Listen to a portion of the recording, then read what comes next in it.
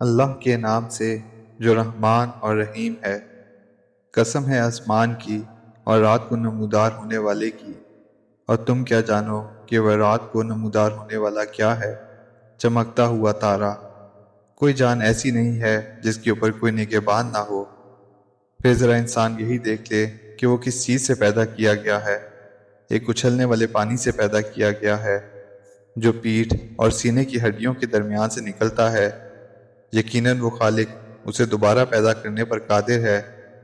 جس روز پوشیدہ اسرار کی جانچ پڑتال ہوگی، اس وقت انسان کے پاس نہ خود اپنا کوئی زور ہوگا اور نہ کوئی اس کی مدد کرنے والا ہوگا۔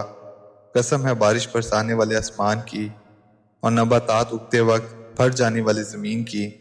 یہ ایک جچی تلی بات ہے، ہنسی مذاق نہیں ہے۔ یہ لوگ چالیں چل رہے ہیں اور میں بھی ایک چال چل رہا ہوں۔ بس چھوڑ دو اے نبی ان کافروں کو، ایک ذرہ کی ذرہ ان کے حال پر چھوڑ دو۔